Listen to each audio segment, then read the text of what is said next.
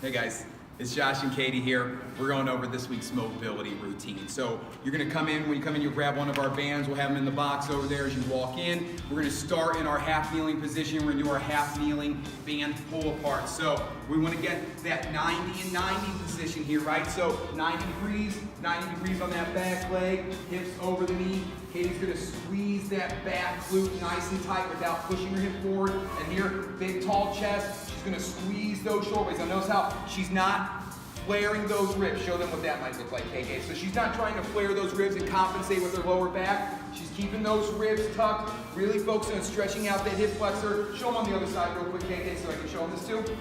So we're gonna get a nice stretch through this hip flexor by activating this glute right here. So you're gonna squeeze that glute nice tight, driving that front heel on the floor, pushing that air out as you pull that band apart. We're gonna do one side for the first set, then we're gonna move on, we'll do the other side the next time we come through.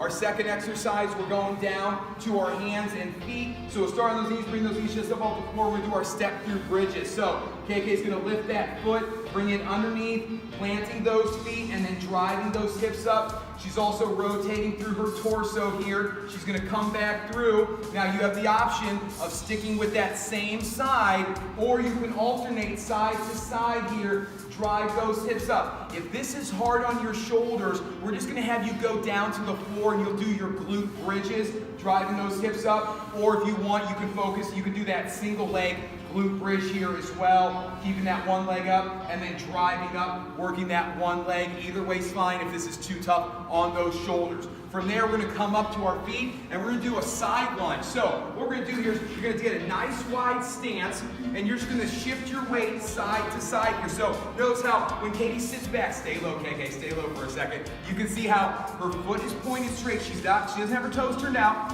And when she sits her hips back, her hips do not go past her foot here. She's really focusing on not letting those hips go past her foot as she stays as low as she can. Notice how she keeps those arms up. I couldn't.